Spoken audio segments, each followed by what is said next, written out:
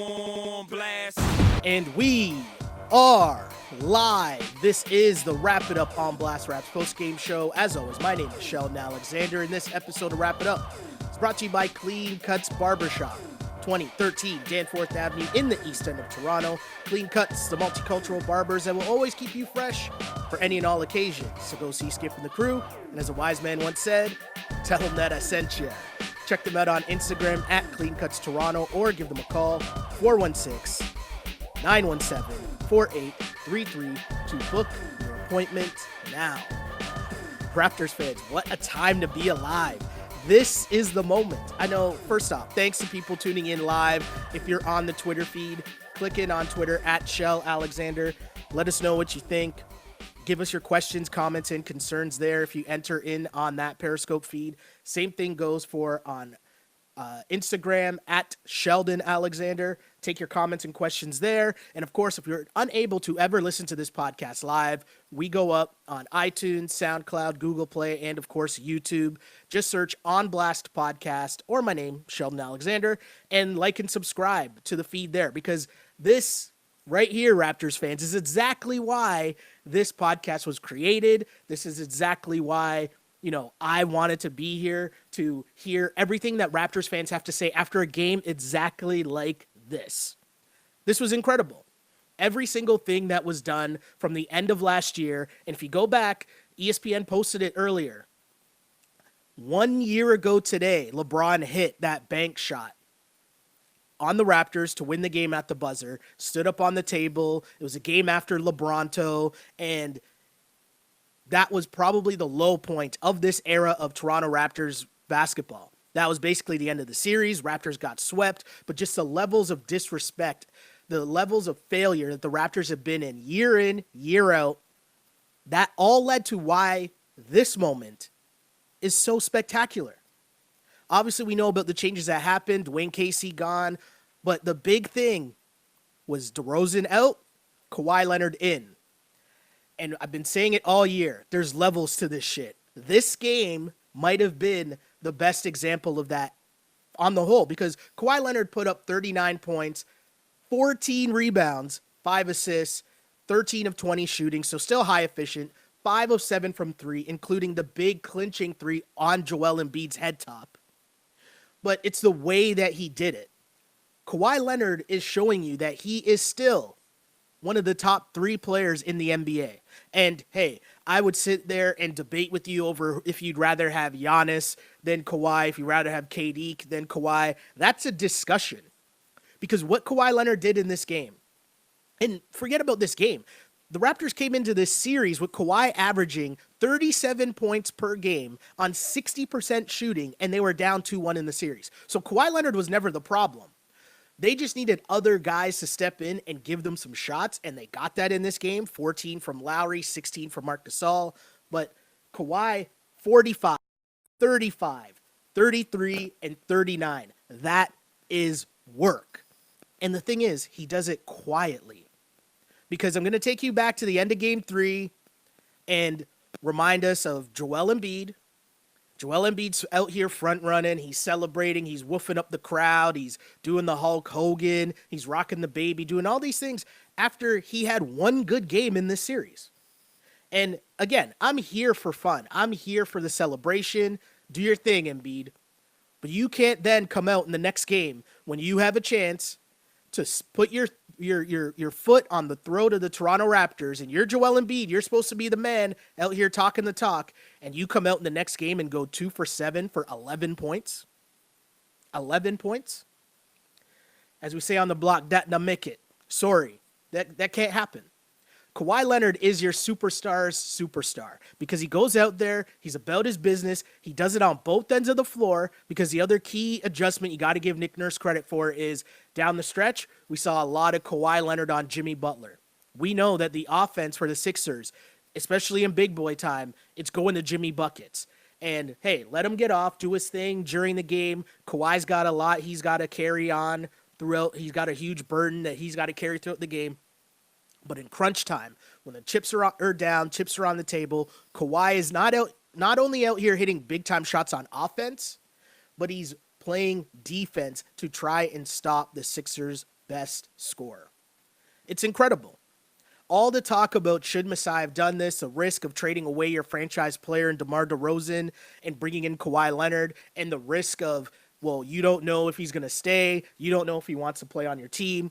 All of that talk out of the window. And this is exactly why. Load management throughout the whole year. Why did he miss, 22 games? Was that how much he missed? Right? Why did he miss all those games? All of that talk out of the window. This is why. 39 points, 14 rebounds. And the key here, the Raptors, this was not a pretty game, but this is how big-time teams, playoff teams that are used to being here, your superstar grinds it out for you and wins a game for you on the road.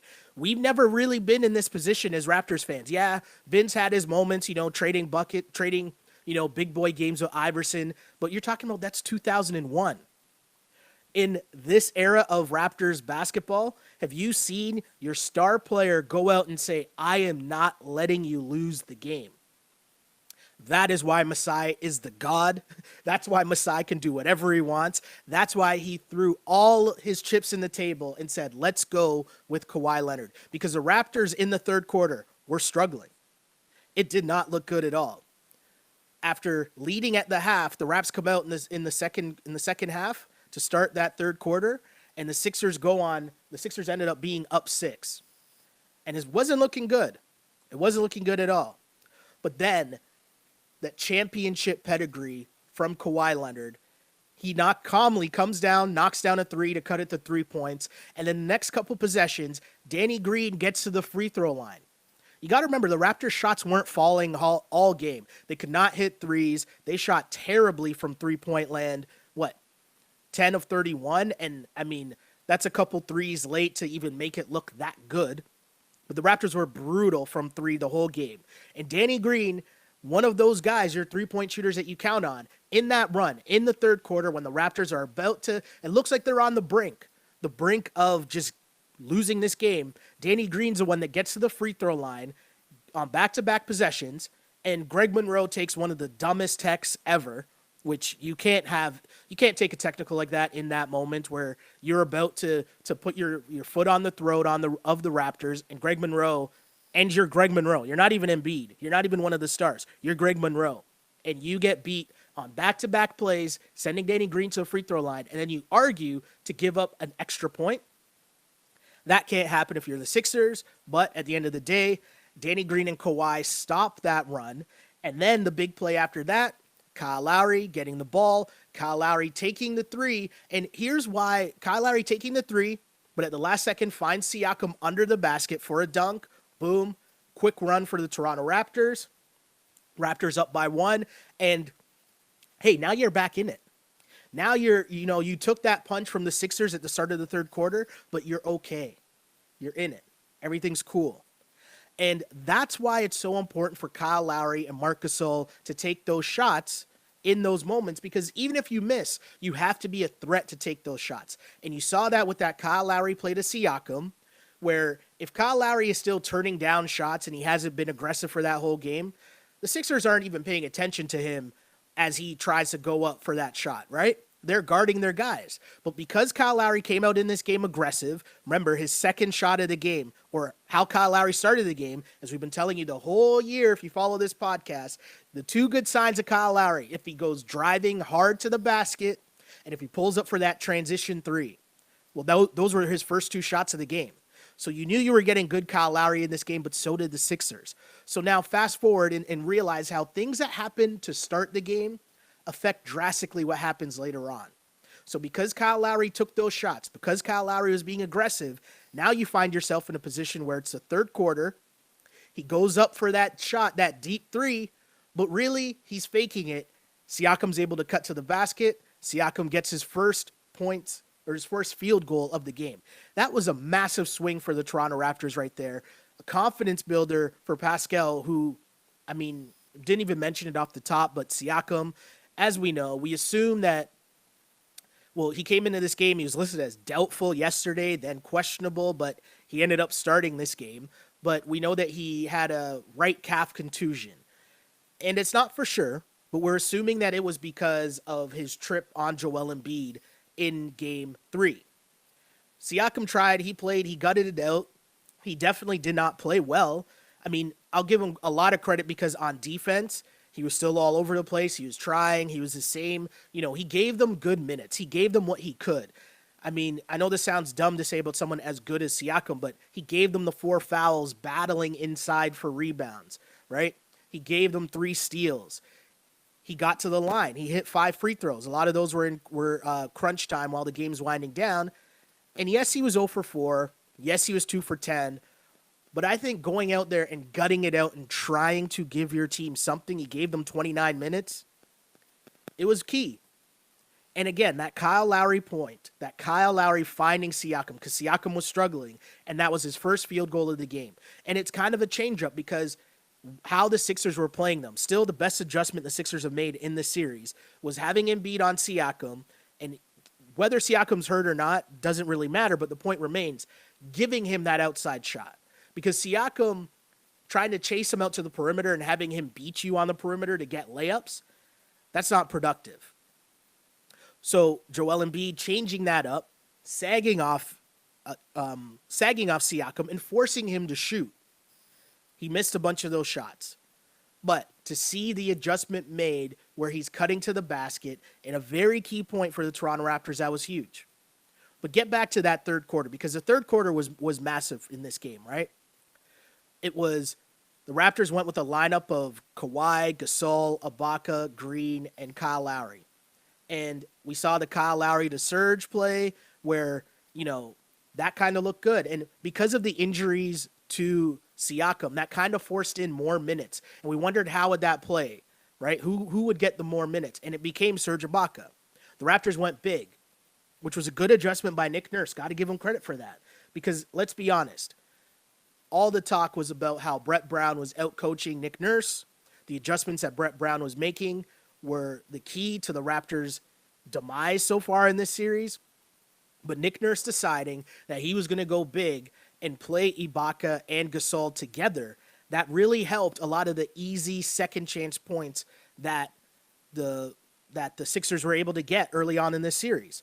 Playing Gasol and Serge Ibaka together really, it gave the advantage almost to the Raptors. Because how many times did we see during this game where the Raptors were kind of in trouble and they dumped it down to Serge in the paint? Serge got an easy jump hook in key situations. Now, you definitely rather see more of that from Serge than him on the perimeter. Serge Ibaka was 0 for 3 from 3, and they're letting him shoot, and he missed those threes badly. But it's getting Serge involved. Serge also, maybe even a bigger deal, 9 rebounds, 3 blocks in this game for Serge Ibaka. That is a way that you're a factor, even without scoring the ball. But you made yourself a factor with 3 blocks, with 9 rebounds. That's what the Raptors needed from their big guys. And playing them together, you're now taking the game to the Sixers, forcing them to adjust to you, right? Because the Raptors were getting out-rebounded. The Sixers kept getting, they still got a bunch of offensive rebounds in this game, but it wasn't as bad as it was in past games. But also, a lot of people talking about the Marc Gasol getting crushed by Serge Ibaka. I go through the YouTube chat and there's all these comments about should have kept JV, which obviously I think is a ridiculous statement. But all this talk about Marc Gasol. And listen, we all know that Marc Gasol has a much more offensive game than he's shown so far with the Toronto Raptors. One thing about sports that we take for granted is how much it is about your mentality, right? And so we know that Marc Gasol is able to put up numbers offensively. We know that Marc Gasol can get buckets. But what has been so far on this Raptors team is he's been trying to figure out how he can fit in. And how he was able to fit in was the ball movement, was finding other guys, whether that was Siakam, whether that was Kawhi, whether that was Kyle, setting good screens to free up those guys. That was how his mentality was of how he could fit in on this Toronto Raptors team. But now you're in this series, you're going against Joel Embiid, and he knows that his first issue, his first deal that he has to do is slow down Joel Embiid, who is the Sixers' best player, who a lot of their stuff goes through. And it amazed me how many people were so quick to turn on Marc Gasol after one good Joel Embiid game. That's it. That's all it was. Embiid had one good game where, even if we're being honest, a lot of the damage to inflate those stats came at the end of the game when it was already, jam done, and he was front running, which is cool, but it was one good Joel Embiid game. And all of a sudden, everybody forgot about, I don't know, the other two games in the series that Embiid didn't really do much, or the first round series when he made all-star Nikola Vucevic look like, I don't know, Andrea Bargnani. But we were all ready to just dump on Gasol. And my whole thing, that all I was saying was, it's mentality. And I'm sure the Raptors players, the Raptors coaches, they're way smarter than us. We're watching the games and we can say, hey, Gasol and Lowry got to stop turning down shots and they got to be more aggressive. And obviously we know that watching the game. So to me, it was just a matter of now executing and changing that mindset. And we saw that from Gasol today, where he put up 16 points, 5 rebounds, 3 assists. But to me, the key here is he shot 13 shot attempts. I've been begging for Marc Gasol to average around 10, but I think he should at least be getting 10 field goal attempts per game. And in this game, you see him go 7 for 13. He was 2 of 7 from 3, but he has to keep shooting that 3. Has to keep shooting it. Because you have to remain a threat so that guys don't load up on Kawhi Leonard. Because Kawhi Leonard's efficiency has been disgusting, regardless of double teams, regardless of everything. But you cannot risk everyone else just turning down shots, because now it's easier for the defense then to sag and rush on Kawhi because they're not worried about anyone else making shots. But let's keep it 100. All this talk about Marc Gasol outplayed Joel Embiid in this game.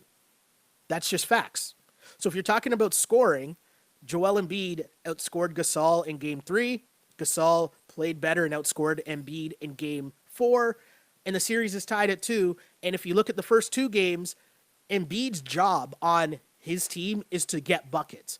Gasol's job, he's not the first option.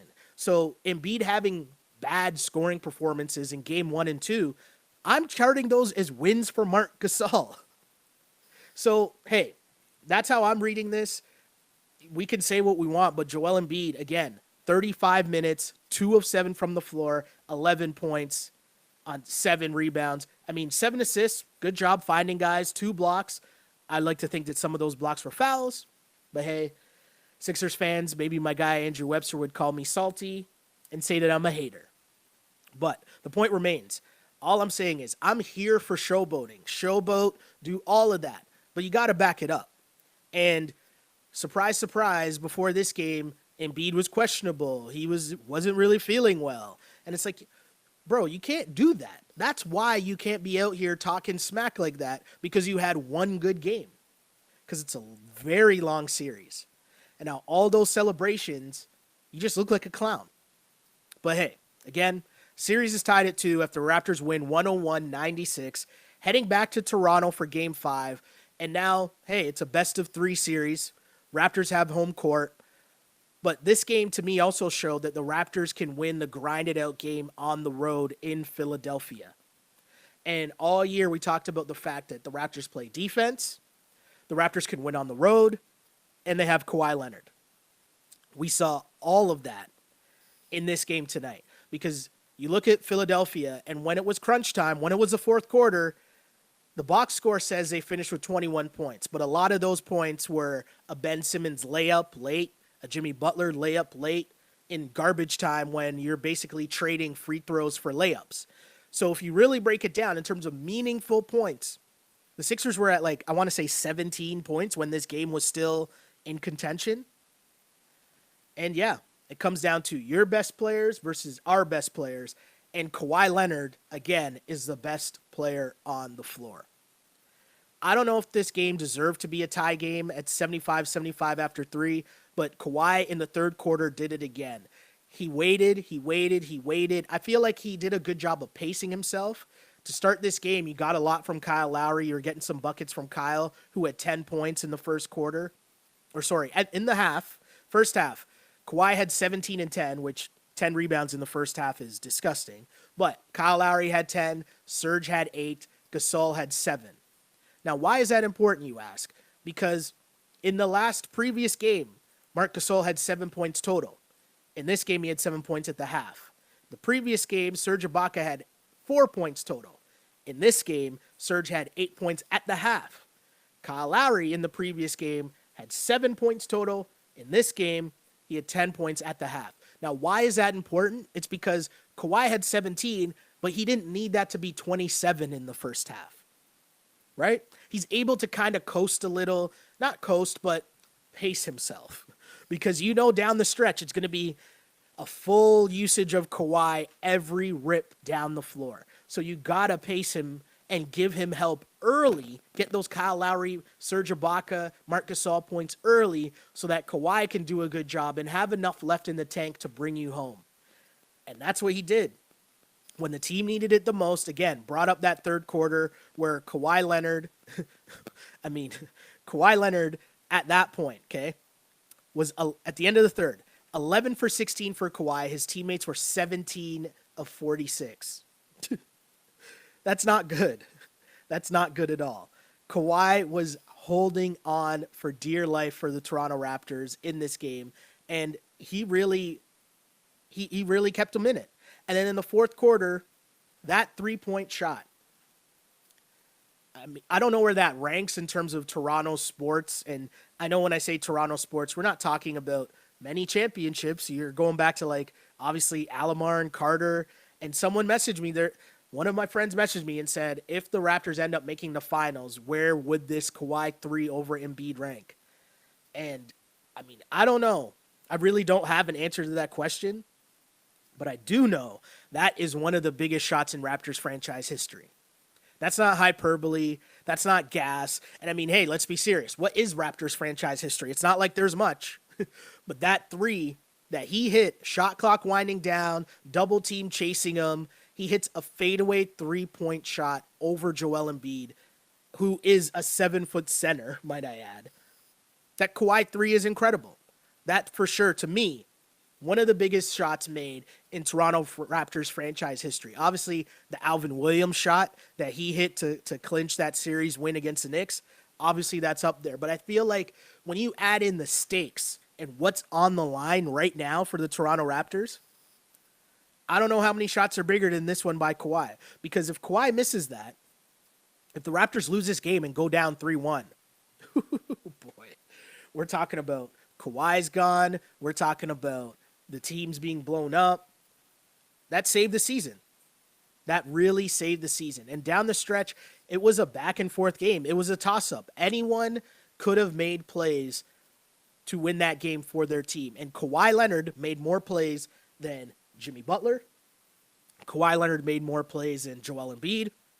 Joel Embiid, the reason I keep bringing this up, it's not because of, yes, the showboating was hell of annoying. But again, down the stretch, Joel Embiid missed 3 huge free throws for the Sixers. Joel Embiid called for a huge travel down the stretch. He did not play well at all. Whereas the Raptors' best player did. And that's the difference. That's what makes the playoffs the playoffs. My best player versus your best player. Wow, I was fired up there. I'm sorry if I didn't. I haven't taken any comments lately, but I was just fired up during that game. I apologize. I haven't taken any comments or questions, but I see the chat room filtering up or filling up, so I'll get to some of those comments now. One comment on Twitter. Again, if you want to comment and interact with the show live, we're on Twitter at Shell Alexander. Same thing goes for another feed that is on Instagram at Sheldon Alexander. First comment on Twitter, Sugar K Leonard, all caps. I don't know. That Kawhi Leonard plays for the Toronto Raptors. I can't believe that is a sentence, and I've been stressing to enjoy it, and this is the moment we've been waiting for. As Raptors fans, this was the moment. That was incredible. Another comment here from Chase on Twitter. Chase says, Greg Monroe is secretly still a Raptors player masquerading as a Sixers player. It would have helped. What was those first two games where he had some moments? He dropped 10 points. Was that just to throw us off the scent? I don't know. Pardon my swag on Twitter says, Kawhi is the greatest Raptor ever. I mean, you're not going to get any arguments from me. I'm definitely not going to argue that point. Kawhi, and again, being able to switch off and say, I'm going to guard Jimmy Butler down the stretch and take out Jimmy Butler, that's incredible. To then say that I'm going to run the sole pick and roll each and every time down the floor, because you could tell Kyle Lowry, crunch time, wanted nothing to do with the ball, wanted nothing to do with the playmaking. And again, this is why it's so important, why you get Kyle Lowry, you get Marc Gasol, you get those guys getting buckets early, because late, that way Kawhi still has something left in the tank. But Kyle Lowry was a huge topic of conversation, and Kyle Lowry, he silenced some people. I was watching the pregame show on ESPN, and Chauncey Billups, before the game, they pick like who's going to be their X Factor player, and Chauncey Billups, who's Kyle Lowry's boy, they're boys. Chauncey Billups before the game said, I'm picking Kyle Lowry. Kyle Lowry's going to have a bounce back game. And Jalen Rose said, you know what? I was with you on the Raptors until you bigged up Kyle Lowry, and now I'm not picking the Raptors. That's what happened to start the game. But Chauncey, I've always said Kyle Lowry comes from that Chauncey Billups style of play, right? He's kind of like the husky point guard. He's all about like swag and anger and like, you know, that pit bull nature, but controlling the game, setting the tempo of the game. That's straight Chauncey Billups clone. Even if you think about the way that their careers progressed in terms of bouncing around from team to team early on, but then as a vet, settling into a situation that fits for you and fits your game, their careers are pretty closely mirrored if you really take a look at that. But the fact that Chauncey Billups said, you know, he had confidence in Kyle Lowry, and then Kyle Lowry comes out 14 points, 7 assists, 6 rebounds. The reason why I don't hammer Kyle Lowry anymore, right, and after that game, a lot of people went out there hammering Kyle Lowry, and I get it, and I understand it. The reason why I don't is because we've watched this Kyle Lowry for how many years now in the playoffs. We know that he's going to have great games, and then he's going to have no-show games. That's just the nature of who Kyle Lowry is. So if he has a horrible game and you want to write him off, that's on you. Now, if he has a big boy game, a very solid game, like he did here, and you want to, you know, big him up and say, hey, Kyle Lowry's back, that's also on you. The point is, you just hope that you get the good Kyle Lowry, and hopefully other things fall into place. Hey, Gasol was great in this game.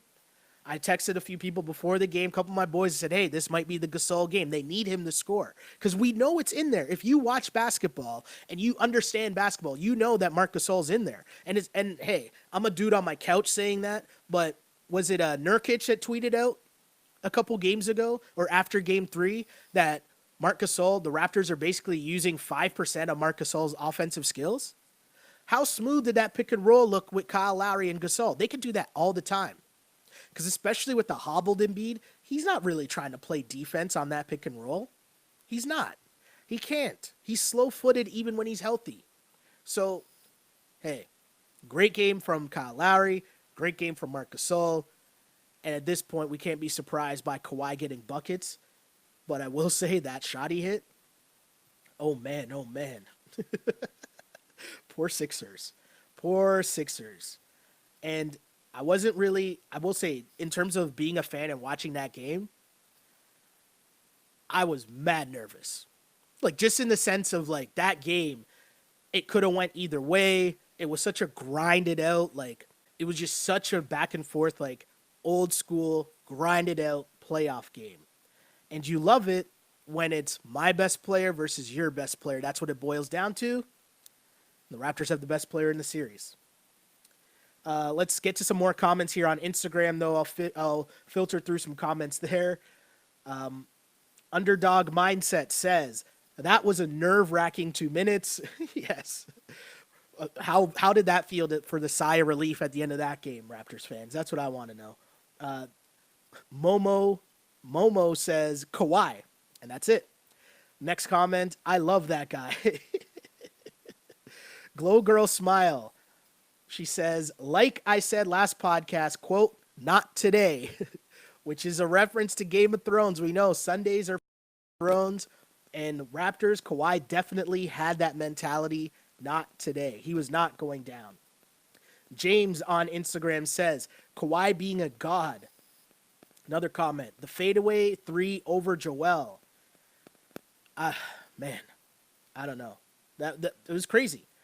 Someone says a missed free throw could have been a 40 piece for Kawhi. I don't know if he's that mad at that. At that point, when he's just shooting free throws to really ice the game, he's probably dog tired at that point. I'm more happy that he had the legs for his 3 over Embiid as opposed to the free throw to get him to 40 points. It's okay. That's all right. Even with that last second push, the Raptors still hold the Sixers to under 100 points again. That's pretty good. That's pretty good if you're the Toronto Raptors. Again, holding the Sixers to 96 points. That's showing you the defense is back. And we know that's when the Raptors are at their best, when they're playing defense. More comments. Surprisingly, the Ibaka and Gasol lineup worked. It really did. And maybe that was a blessing in disguise of Siakam being a little banged up. It forced Nurse into making a lot more adjustments. And I would assume more adjustments are probably on the way because Ibaka played 32 minutes off the bench. But beyond Ibaka, Norm only played 4 minutes. McCaw played 5 minutes. Van Fleet played 7 minutes. Not much at all from the Raptors bench. But Serge gave them numbers, gave them something. And other than that, the biggest issue with the bench still remains Van Fleet looks lost. You're 4 games in, and I don't know how much longer you can ride with Fred Van Fleet in the playoffs. I don't think you roll with Jeremy Lin or do anything like that, but I definitely think giving McCaw more minutes. I just liked his energy. In the 5 minutes, he missed a shot but got his own offensive rebound, had an assist, had a steal, had a foul. He was just active. He was just doing something. When you look at Fred Van Fleet's box score, right? He's 0 for 2, and there's nothing else on his stat sheet. No rebounds, no assists, no steals. He got a foul. But that's not good.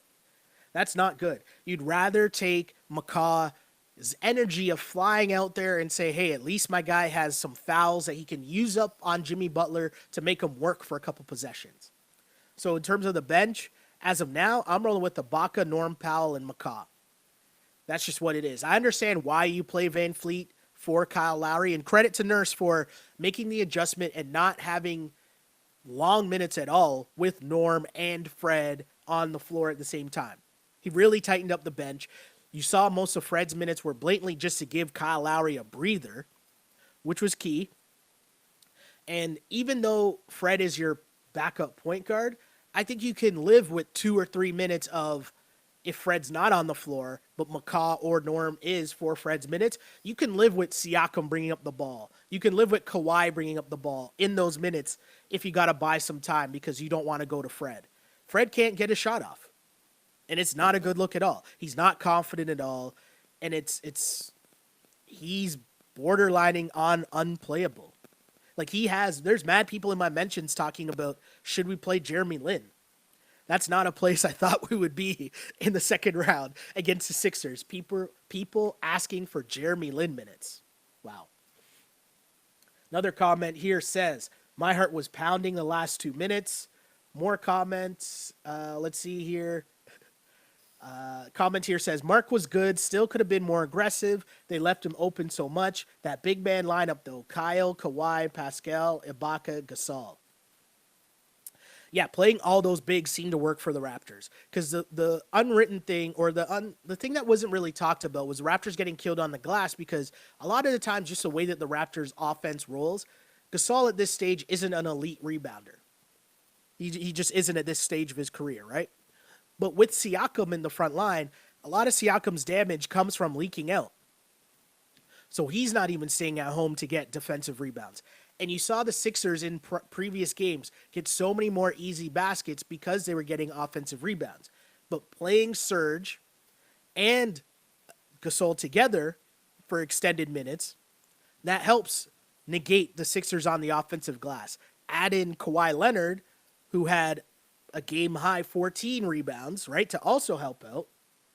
you start to close that gap a little. You make the Sixers have to work a little harder on offense, which means the Raptors are playing solid defense.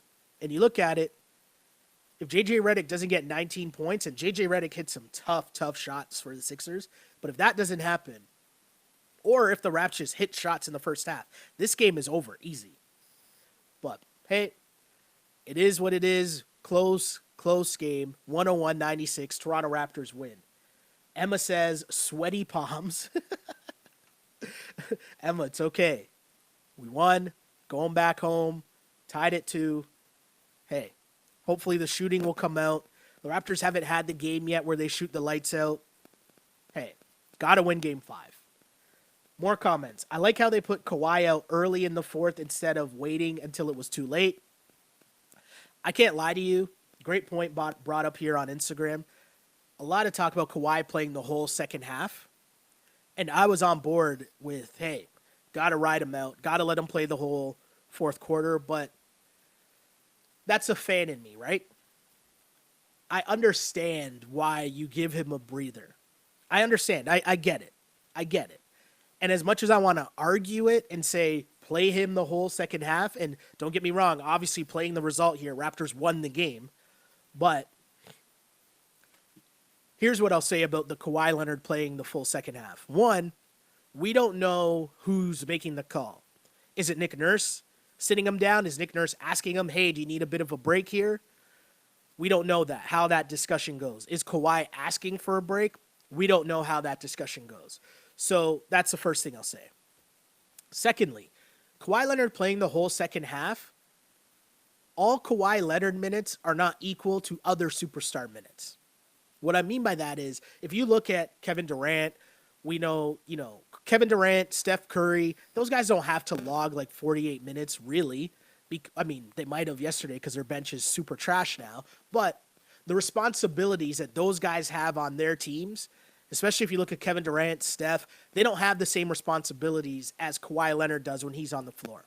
That's what I mean by the minutes aren't created equally for all superstars. Kawhi Leonard is out here playing defense hard, guarding up on Ben Simmons.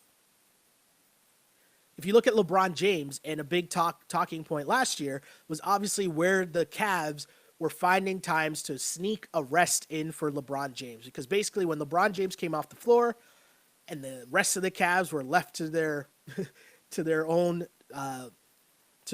let's say, it wasn't a good look. So basically LeBron played entire second halves. But again, not all minutes are created equally. And a Kawhi Leonard minute is different than a LeBron James minute. So we're pointing to LeBron James last year playing the entire second half in games. But if I go back and bring up the second spectrum stats from last year, and those stats are something, it tracks player movement. And what those stats do, it divides it up into 3 intervals, basically fast, medium, and slow. Fast is when you're going all out. Medium is when you're playing, but you're playing with pace, you're kind of downshifted. And slow, or the slowest tier, is when you're basically walking. And LeBron James last year played at the slowest pace of anyone in the postseason. That's what I mean by not all minutes are created equally. LeBron, what they did was they would hide him on defense and cheat him on defense so that he was guarding, someone where he can sit in the lane and chill, kind of like what you see Embiid doing. Whereas Kawhi Leonard, when he's on defense, he's guarding either Jimmy Butler or Ben Simmons. He doesn't really get to cheat. He can't really rest on the court. Also, I don't know if that's in Kawhi's mentality to cheat on defense, right? Like, he's always in passing lanes. He can get steals. He can do that. So I understand it. I can't say I fully agree with it, but I understand the argument of Nurse continuing to give Kawhi the rest at the start of the 4th quarter. And this time, playing the result, it worked out for them, right? It didn't fall apart. To start the 4th quarter, Kyle got open looks. Siakam got open looks. They couldn't finish it off, but things didn't fall apart by the time Kawhi checked back into the game. And then when he did check back into the game, he was getting busy. He was all over the place. Kawhi was diming dudes as well. Like, he is a beast. And a question I want to ask you guys that maybe in the YouTube comments we'll get to find out the answers. I want to know how many players you would take over Kawhi Leonard right now in the NBA. Because getting to watch what Kawhi Leonard has to do, the responsibilities that he has, wow. Wow. It's incredible what this guy's doing. Because Steph Curry doesn't have the same responsibilities on his team. Kevin Durant doesn't have the same responsibilities at his team. And you have to remember, Kevin Durant, you can't double team off of Steph Curry or Klay Thompson. So Kevin Durant gets to just cook whoever he wants one-on-one, and there's really no option to double team. Kawhi Leonard doesn't have that luxury. Also, on the flip side, those guys play matchups. So Klay's out here guarding the top offensive player on the other team. Right? It's just, I don't know. I'm just saying, how many guys hold the same responsibility? I mean, maybe Giannis, but I'd argue that Kawhi is playing at a higher level so far in these playoffs than Giannis. So I'll ask that question again. How many dudes would you take over Kawhi Leonard right now? Let's get to some more comments, though. Len says, I love how the veterans closed out this game and stepped up on behalf of the injured Pascal. It's true. You got to give the Raptors starters, Marc Gasol, Kyle Lowry, those vets. You got to give those guys credit for stepping up when they know that Siakam was injured, which is why I always said, especially with Gasol, it's mindset. He was letting Siakam cook. He's trying to fit in. But you know the conversation behind the scenes was added like, no. We need Big Spain. We need you to get buckets. We need you to be aggressive. And when him and Lowry ran that pick and roll, it was money. Hopefully we see that continue into the next game as well. Diaz brings up, Tony brothers ref this game, and we still got the dub in Philly. Raps in 6. If you follow us on this podcast, you know that I am not one to blame the refs, but there are a lot of just BS calls. A lot. And you could tell there were a lot of makeup calls, like down the stretch. I think Embiid got called, or Embiid was driving on Gasol. Questionable call. Embiid misses the free throws. But right away, Kawhi dribbles, Simmons like touched him, and then they called the foul on Simmons. And you could tell that's just a blatant makeup call for the bad call on the other end. And this is when players urge you to just let them play. There are a lot of weird things, like Ennis just called for the common foul when you could blatantly see on the replay that he tripped Kyle Lowry on purpose.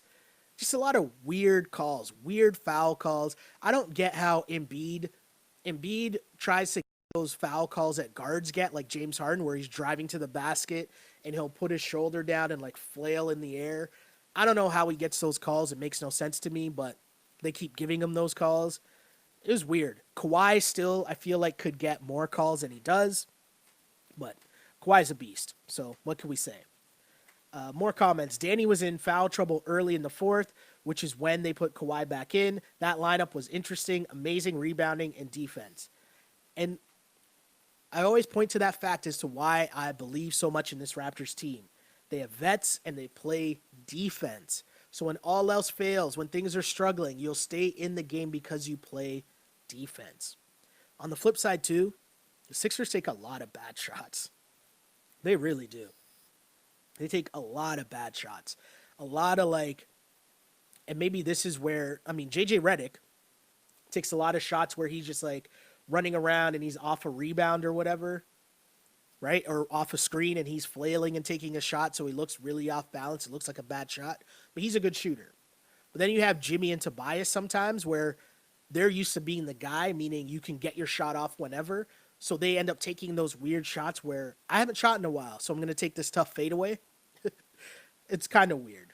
But anyways, more comments from Instagram. Again, thanks you guys for tuning in. We're going to wrap up shortly, but you guys have been so good with me during this podcast in terms of sending in your comments and questions. So I want to reward that by reading those comments because this podcast is about you and getting your opinions out there, Raptors fans, on what we've been saying, the best Raptors team in franchise history. And I didn't want to overreact after the Game 1 Raptors blowout win.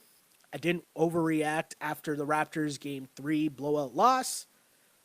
But this game, watching Kawhi Leonard, watching what this team is able to do with their backs against the wall, with Siakam injured, because let's be honest, Raptors fans, I had a lot of conversations with a lot of people yesterday, and they thought that if Siakam was actually hurt, it's jam done for the Raptors. We watched this game. Siakam was actually hurt. and it was not jam done for the Raptors. All I'm saying is this team is different. That's it. Len says, I'm glad that Nurse is now taking advantage of this team's impressive versatility. Going supersized like that with Leonard as a two guard is something other teams couldn't do. Great job, Nurse. I'm going to applaud that because I agree. If I'm going to call out Nick Nurse for things and not playing Kawhi for the full second half, or call out some of the adjustments, continuing to go with Norm and Fred as a unit, well, he adjusted well in this game. So gotta clap your hands and shout out Nick Nurse because he did make the correct adjustments, because this is a difficult situation to be in. Siakam, for more than half the season now, has been that dude behind Kawhi Leonard. And now you remove that? That's a very tough adjustment to make, not only for Nurse, but for the rest of the guys on the team. And it just shows the maturity level of some of these guys, that they're able to adjust and say, hey, we got to pick up our guy Pascal. We got to go now. Like, this is the moment. But the one thing you knew, that Gasol is not going to be shook. He's a vet. Serge, we know Serge is in and out, and sometimes Serge has some terrible games. But at the end of the day, Serge is a vet, and he's been through playoff battles. You know about Kawhi and Danny's resume. So they weren't going to be shook by the stakes in Philadelphia. I didn't mean Philly cheesesteaks. I meant the stakes of the game. But you know what I mean. Great game by the Raps here. Cat Libby says, my heart can't take this. That was the longest last minute of my life. I'm sure you're not the only one. I really think the surprise for most Raptors fans is because they thought, again, once Siakam wasn't in the lineup, I don't think many Raptors fans were giving their team a chance. I really don't think so. So it's a great win, a great surprise win. The fan base can exhale, but the thing I'll say as well is buckle up, because there's going to be more games exactly like this game, right? Like, just because it's now 2-2 going back home, like, this is what the playoffs are about. Grind it out, close games, tough games down the stretch that are just left in the balance until the final buzzer sounds. This is what the playoffs are about. Raptors fans, if you say this is what you wanted, this is what we waited for, you wanted that stage of big-time, big boy NBA playoff games, this is it. And it's why I keep stressing to enjoy this. All those years of getting dubbed by LeBron, of LeBronto, all that being completely disrespected by LeBron. If you go back, the tape doesn't lie. I said in that last podcast, that was an old Raptors team that, you know, LeBron's drinking the beer, LeBron's, you know, whipping the ball around before he's wetting threes, and they're showboating and front running against the Raptors and just dissing them. I said on last podcast, that's the old Raptors. So first things first, Joel Embiid is not LeBron. And secondly, they're not gonna be thrown off or be shook by Embiid's showboating and running around and woofing up the crowd. They're not gonna be shook by that. They're looking at him like he's a clown. And again, when you do that, I keep bringing this up because I kept stressing the point. Like, I'm not changing my tune just because I'm not playing the result. I said, if you're going to showboat like that as Joel Embiid, you can't then come out and have crap games. And 2 for 7 for 11 points, that's a crap game if you are who you say you are, Mr. Joel Embiid. Let's see more comments. Gasol and Ibaka need to play together more. I think we'll see a lot more than that for sure. K2's Garnett says, all that bandwagon Raptors fans, please stay on that side. Come on, but we know where we're at right now. We know that we're at the point where it's all going to be the bandwagon fans at this point. It's all going to be the bandwagon Raptors fans at this point. That's what happens. And I mean, when the game is now on like national TV, on normal TV, where you can just plug in your TV and it's there, that's why you're going to get the bandwagon fans now. And here we are. Here we are. Big boy games, big boy performances. Let's see what other comments we got here. So many comments. Really appreciate you guys. Again, on Twitter, at Shell Alexander, or on Instagram, at Sheldon Alexander. Tony Brothers and Mark Davis officiating the game together had me shaking my head. That's incredible. Someone says, did anyone else notice Embiid purposely lying down to prevent Lowry from closing out on Redick for that clutch 3? I did not notice that, but I will go back and watch that game and see if that's a thing. shout to Kyle Lowry doing a lot of Kyle Lowry things. You could see he was getting under the skin of James Ennis, which I thought was funny, but it's also your man's Kyle Lowry. Good to see. Very good to see. Emma says, still winning with an injured Pascal and shitty three-point shooting. Would have sucked to lose that way. Full team effort and definite credit to Nick Nurse. Great point there by Emma, and I totally agree because Nick Nurse was taking a lot of flack. And hey, I was giving Nick Nurse a lot of flack. But he stepped up in this game and had the right answers. He had the right answers in this game. Now he got, bigger performances from his other stars not named Kawhi. That's obviously key. But to encourage those guys, to gas up those guys, to make sure they run that pick and roll more, to gas up Kyle Lowry, to make them know that, hey, we believe you and we believe in you and we need you. To also trust and use Siakam for as long as he could. I feel like he got what he could have out of Siakam, and then when it became apparent that he just didn't have it, or that you were getting good Surge in this game and it was working, he went to Surge. Got to give credit to Nick Nurse, plus also realizing, giving McCaw a bit of a go, realizing that Fred doesn't have it, so he really clamped down on those minutes. Got to give Nick Nurse a lot of credit in this game. But again, thanks you guys for tuning in. So many comments. Really appreciate it. Let's see. Some people talking about Joel Embiid here in the chat. Someone says, Joel is a definition of if you talk the talk, you got to walk the walk. Meanwhile, Kawhi is consistent, quiet dominance. I haven't seen the replay, probably because I was screaming at my TV after Kawhi hit that three over Embiid. But what was Kawhi's reaction after that three? Like, did he, I'm not expecting Kawhi to, jump in the air and scream and fist pump. But, I wonder, did he even give, a calm, cool, yeah. I got to look back and see what Kawhi's reaction was after that three. Because, to me, that sums up everything.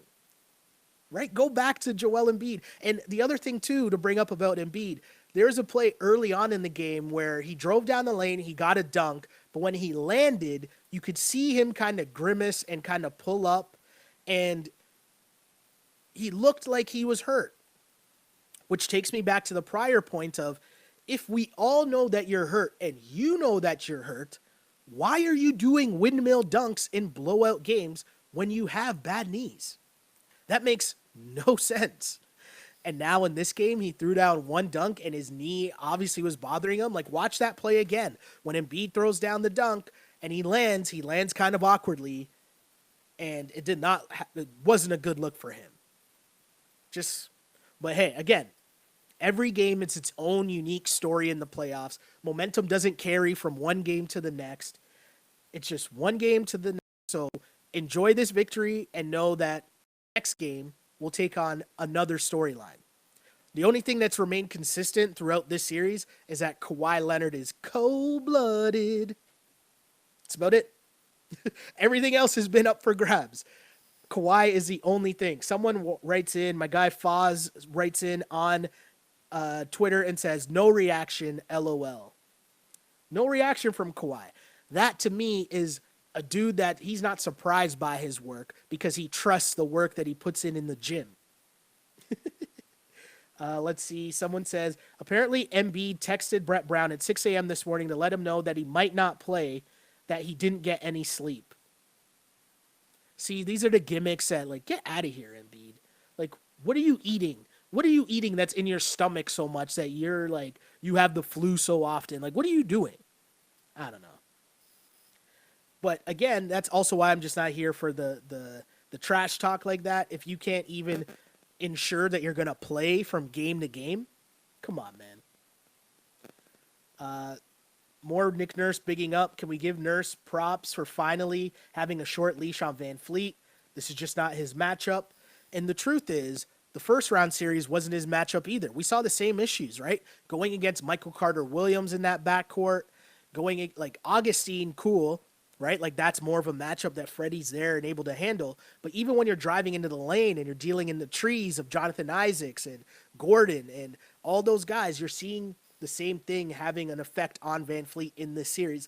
And now it's a mental thing. His confidence just isn't there at all. But too much talking about other people because we just need to be bigging up Kawhi Leonard, the god, having one of the best performances in Raptors franchise history, having one of the best shots, most clutch shots in Raptors franchise history. Huge shouts to Kawhi. More comments here on Instagram. Kawhi Leonard is the best player in the league, period. Another comment, Kawhi is legend. Another comment, Lowry was good today. He fed everybody. Very true.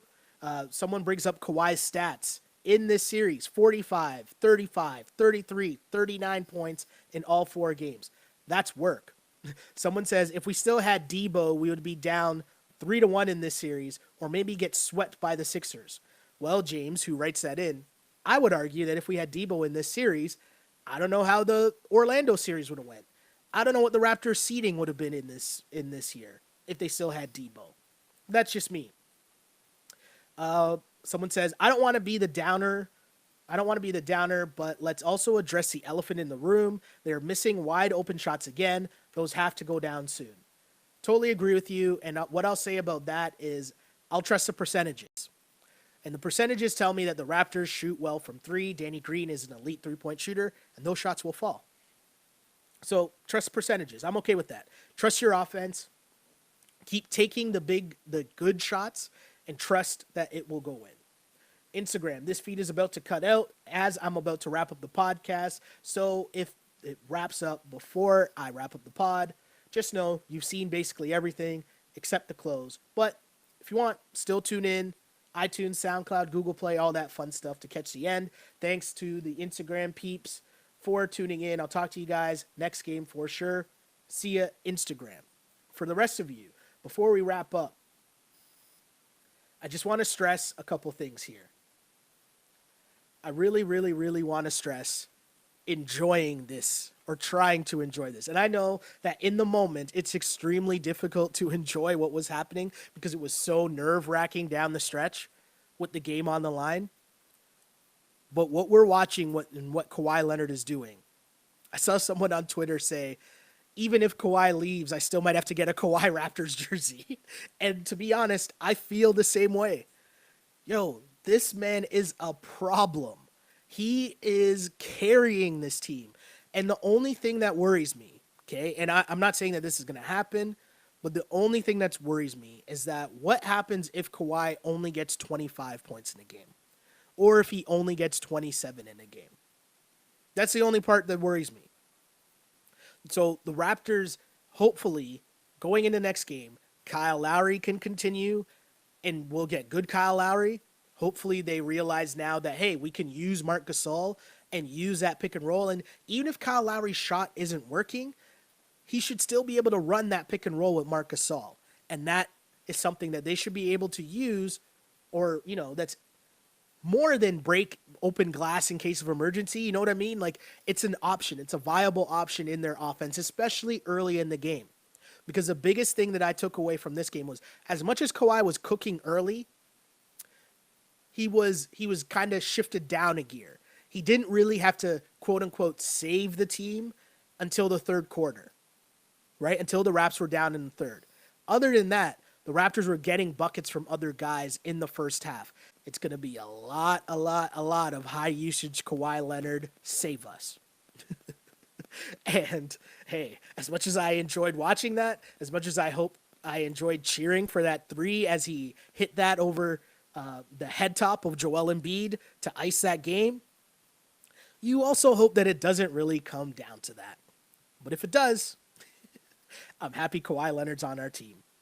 But again, thanks for tuning in to the Wrap It Up podcast, which we do live on Twitter after each and every Toronto Raptors game at Shell Alexander.